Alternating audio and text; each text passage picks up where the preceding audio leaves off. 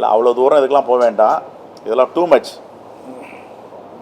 யார் எவனோ ஒரு அதிகாரி வந்து நான் உன்னை இக்னோர் பண்ணுவேன், நான் உன்னை கண்டுக்க மாட்டேன், நீ மக்கள் பிரதிநிதியாக இருந்தா, நீ சட்டமன்ற உறுப்பினராக இருந்தா, 4 லட்சம் பேருக்கு நீ சட்டமன்ற உறுப்பினர், நான் தான் எல்லாத்தையும் என் தலைமையில் செய்வேன், ஒரு அதிகாரி செய்கிறார் தவறுன்றதுக்காக என்டையர் திங்கை நம்ம வந்து குறை சொல்ல முடியாது.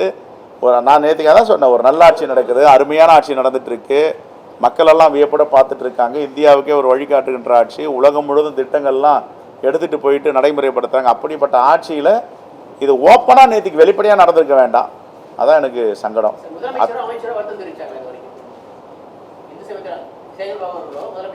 இல்லை தேவையில்லை, நாங்கள் வருத்தம் தெரிவிக்கணும்னா நாங்கள் விரும்பலை.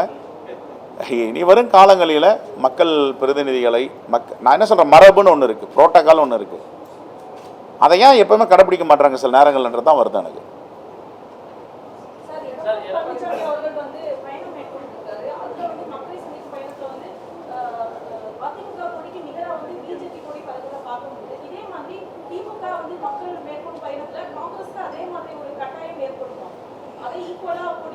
அது வேற இது வேற.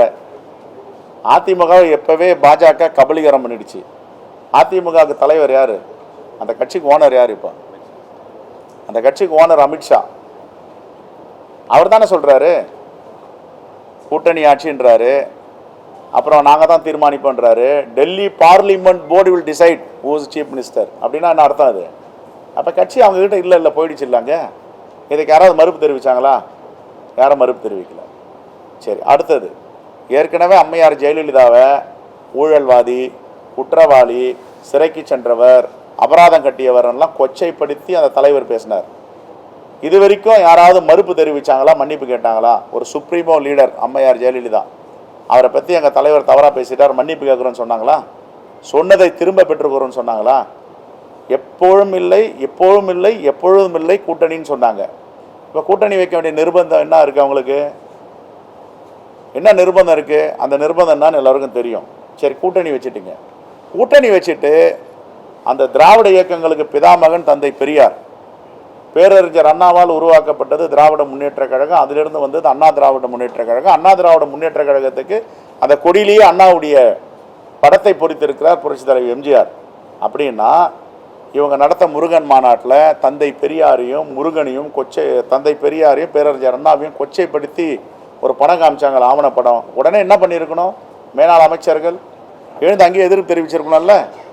அப்போ என்ன, மக்கள் அதிமுக தோழர்களை புரிஞ்சிட்டு இருக்காங்க, கட்சி நம்மக்கிட்ட இல்லை, யாரோ ஒரு ஓனர் வந்து வழி நடத்துகிறார் அந்த கட்சியை. யார் அந்த ஓனர் கேளுங்க.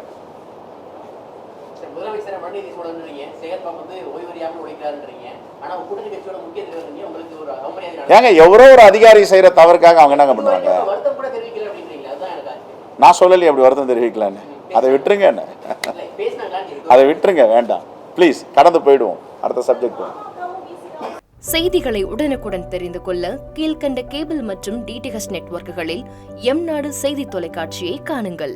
பாதகம் செய்பவரை கண்டால் நாம் பயம் கொள்ளலாகாது பாப்பா, மோதி மிதித்துவிடு பாப்பா, அவர் முகத்தில் உமிழ்ந்து விடு பாப்பா.